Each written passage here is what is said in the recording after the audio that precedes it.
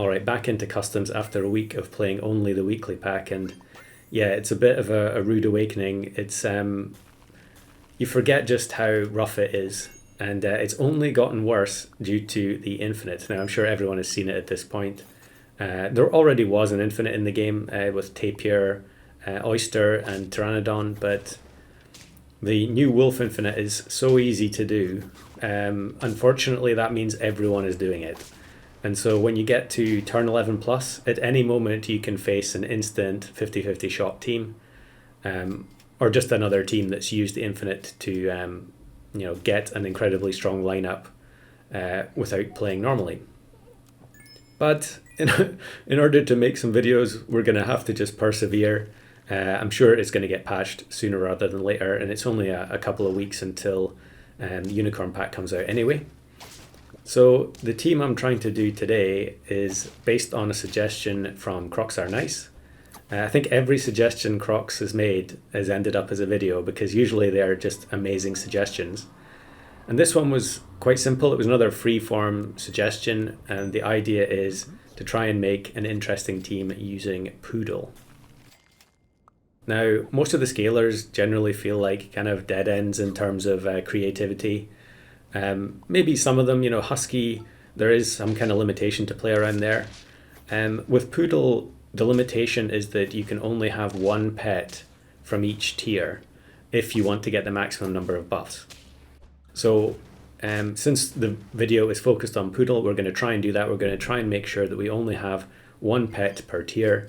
And we're also going to try and satisfy another request, which has come in over and over again from this guy, RevGT. He just won't shut up about it. Wombat. So we got the Wombat, and I had the double dromedary give it a little bit of stats. And I decided, Wombat's a decent enough tier 2. So that's a potential pet that we could have in the team for the Poodle to immediately be able to start stacking buffs on as soon as we find it. And there are lots of good pets in tier 3. I mean, tier 2, a little bit less so. There was one on the other team there, the sea urchin. And in fact, I did have flying fish a few times. It just wasn't panning out. So now we get the whale, and we're going to sell our biggest unit, which is the goldfish. The whale is crucial to this entire build. And whale Poodle, I'm sure it'll be in the thumbnail, doesn't really make a whole lot of sense. And here I bought the deer and then immediately realized that I don't want the deer to get any buffs from the baboon, so we have to just sell it again. Classic mistake when you're playing baboon. So yeah, we just accept the fact that the whale's not going to do much. I didn't want it to swallow the anteater because of the stats were on the anteater itself, and luckily there the stats from the ant give the wombat enough to get the win. So we've only lost 1 heart so far, which was pretty good going. Most games I was struggling pretty heavily trying to get this working. But we need to stack buffs onto the whale, and I think here I maybe just end up taking the waffle. Yeah, give the wombat a little bit more.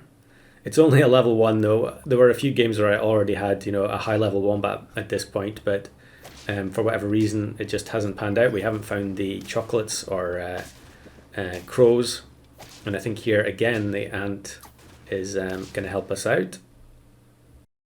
But we're also looking for another unit, and it is a tier 5 unit, which I guess that makes sense with Poodle. Poodle can buff another tier 5 and it will function as normal, because Poodle originally, way back in the olden days, Poodle used to buff itself along with most other wide scalers, but it doesn't do that anymore. It hasn't done it for a long time.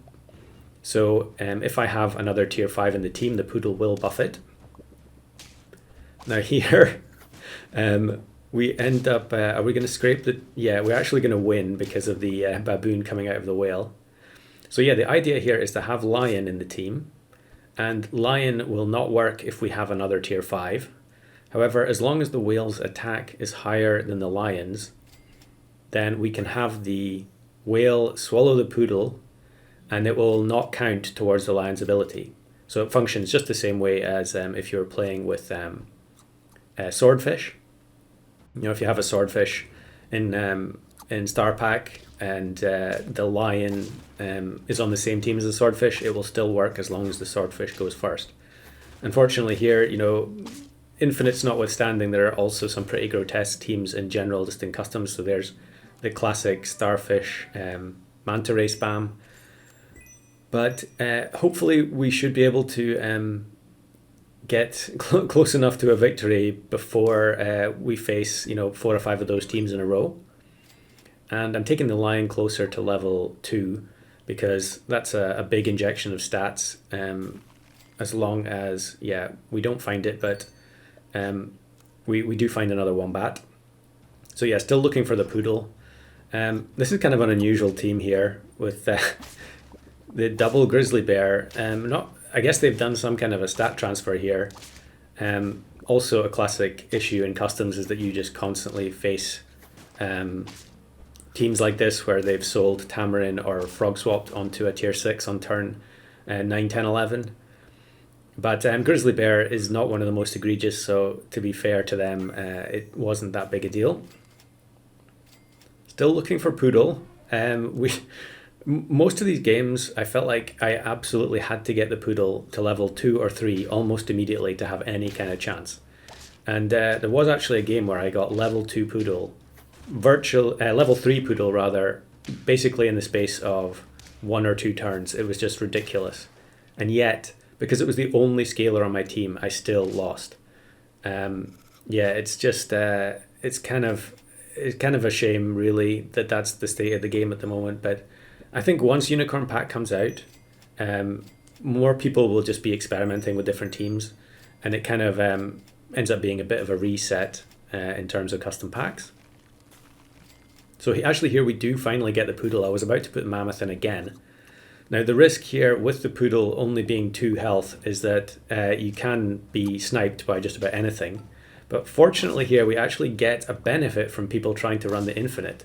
So we run into wolf pteranodon. So this person is just setting up for the infinite combo, or they're in the middle of it. Although they were on 1 heart there, so I assume that was their combo over because they weren't going to beat anything with that team. We take the poodle to level 2, but yeah, as I was saying, the poodle could be sniped by anything. Even a fig is going to kill the poodle at this stage, in which case the wombat would then be next in line to be swallowed by the whale. This was very frustrating here with the peanut. However, it's only a level 1 shark at the back, and I thought for a second we were going to be able to trade with the chicks due to the ants, but unfortunately they also had the fly. However, the shark doesn't get up to high enough health because it was only level 1. So very fortunate to get away with a win there. So now we're on to 9. I give the wombat the melon, even though it's 11-14, which is very poor. And we can buy the chicken leg onto the lion, but I decide instead for eggplant. Try and mess up maybe a turkey team. There we go. We're going to move the turkey 1 space forward. So that means it won't be able to buff anything that comes out of the parrot. Back-to-back shark teams. Shark's still popular after the change. And this time we are going to get a trade 1-for-1 with the ants versus the chick. And what did the wombat copy? Was it a rooster? So we do a little bit of extra damage there, and then the whale kills the shark.